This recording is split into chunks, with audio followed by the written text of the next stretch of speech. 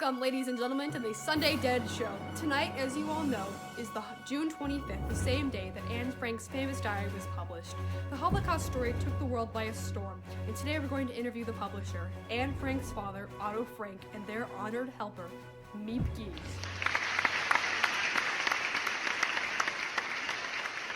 Thank you, Mr. Weaver, for having us. It's been such a long time since we've been out of the house. Yes, thank you. Oh, thank you for coming. The studio and I know how difficult it must be for you. And I would just like to say, Mr. Frank, Anne was an amazing girl and she deserves all the respect she gets. But let's not linger on the subject too long and the past, because the future is only moving ahead. So let's begin on our 20 questions list. What year did you go into hiding, Mr. Frank, and how long were you in hiding for?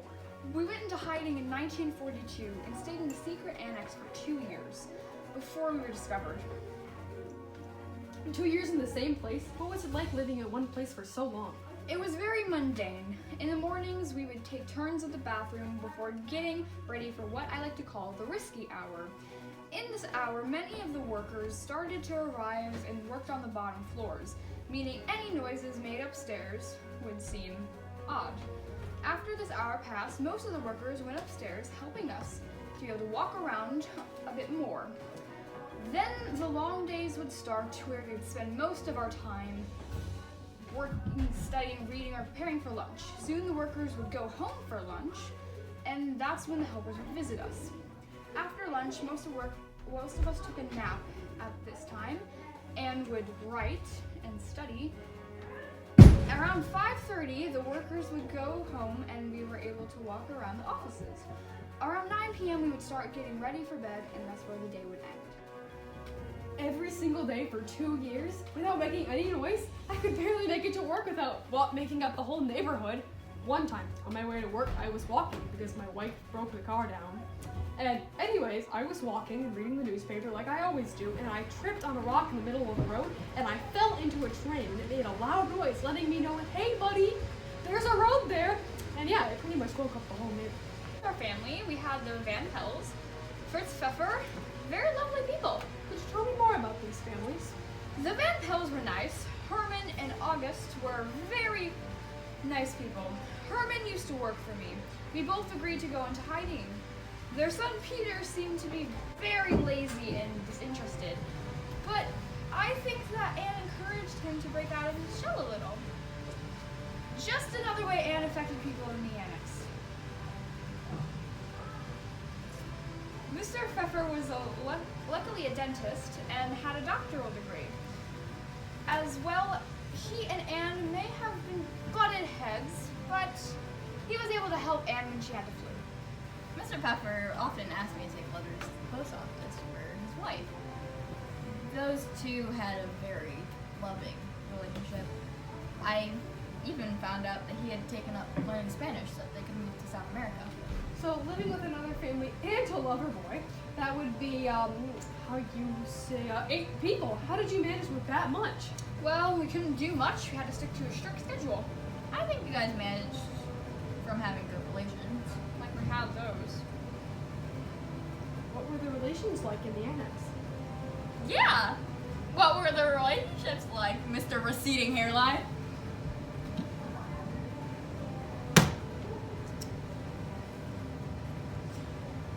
The relationships, they were odd to say, at least. Anne and Peter were quite close to one another. Mr. Pfeffer and Anne often argued, but I think that they just nitpicked at each other out of concern. Anne and her mother, they had a rocky relationship. Anne and her mother seemed to be at odds sometimes, yet they still loved each other.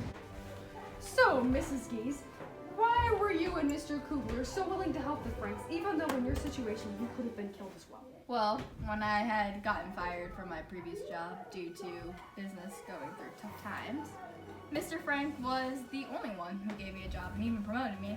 There I later met my husband. If Mr. Frank never hired me, I wouldn't have met my love, so I feel as if I owe it to his family. Mrs. Gies, you were the supplier for the group, correct? Yeah. Was it difficult to get supplies for the families? It was hard, but not difficult. I knew some suppliers, luckily, that would give me all the food that I needed. What made it hard was transporting the food to the building. I couldn't raise any suspicion. What was this process like? The process was indeed difficult. I couldn't carry more than one shopping bag or what I could fit in my coat. That would raise suspicion, so I often made several trips a day. I would go to the store with my coupons and go looking for food, mostly canned food, knowing that it would last longer. Then I would take whatever looked natural, and I would arrive at the offices around 5:30 in the morning and enter through the back door. Pretty long day for you. I only go to the store like once a week. Back to the questions. Mr. Frank, you and your family stayed at a place that Anne called the Secret Annex, correct? Yes. Where was the Secret Annex exactly? The Secret Annex was located in the Netherlands capital. The Secret Annex was located in the Netherlands capital, Amsterdam, in the building Prinsengracht 263, right behind where I used to work. So you and your family hid behind a bookcase that was also made in the door in the Secret Annex, correct? Yes. How did this door function? So there was a catch that could be opened by the helpers and people inside of the annex.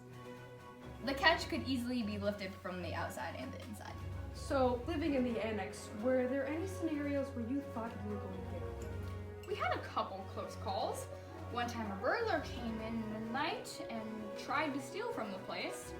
We jumped to conclusions and thought it was the Gestapo, so we freaked out, tried to turn off all the lights, during which Peter had fallen down and created a large noise. I went down to check it out and saw that it was only a burglar. Due to this, the police came shortly after and they searched all around the bookcase. Even I thought we were. That must have been extremely terrifying. What was your reaction when you heard the news, Mrs. Geese? I almost had a heart attack. That burglar, he could have gone to the Gestapo, and even though he was trying to steal, they would have taken his words for true. That could get all of us caught. Mrs. Geese, what was it like protecting the families for all of those years? It was wonderful because I knew I was doing something good. Sometimes I was afraid that we would get caught, but because even though those times were tough, I felt like I was doing something with my life. I felt like it was the Dutch people's job to help the Jews and other groups. What date was the Secret Annex discovered, Mr. Frank? The Secret Annex was discovered August 4th in 1944 by the German police. Mrs. Geese, how did it feel when the families were discovered to you? When the police came, I felt disappointed. We thought we had made it. The Allies had Paris, and they were closing in on Amsterdam. Germany had lost the war, but they were still taken. It just felt wrong. For these next questions, if either of you don't feel comfortable, then you don't have to answer them, and I encourage you not to answer them if you don't feel like it. So, Mr. Frank, which concentration camp were you sent to after getting caught by the German police? I was sent to the Westerbork before being sent to Auschwitz concentration camp. Was anyone with you in Auschwitz-Birkenau? Vivian Pels, Edith, Kleinman, Kugler, Margot, and Anne were transferred to Bergen-Belsen on November 1st. Mrs. Keys, do you know who betrayed you for the Dutch police? I don't know who did it. It could have been the people in the neighborhood, or the burglars. The policemen that got interviewed never knew who gave the call. Even now, after the war, we still do not know.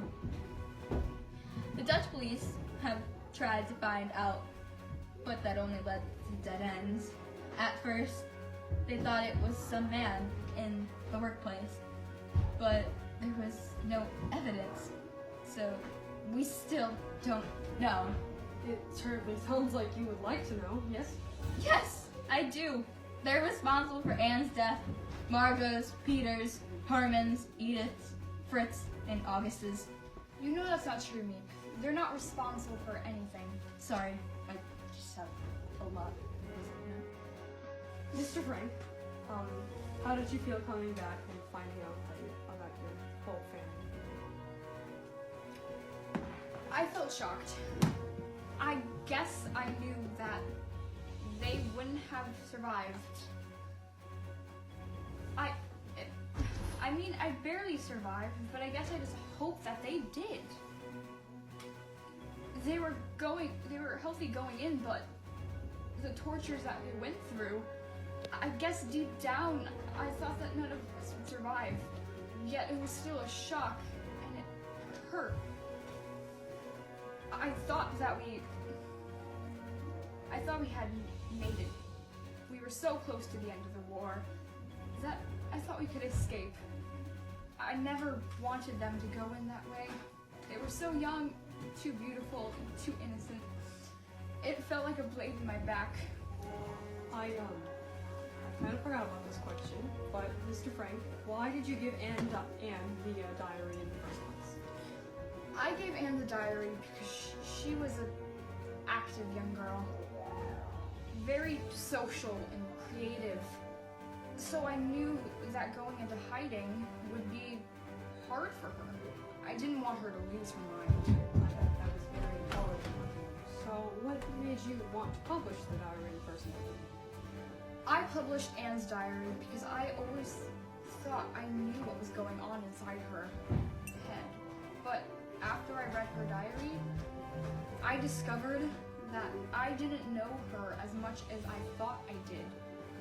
It took a lot of courage to publish it.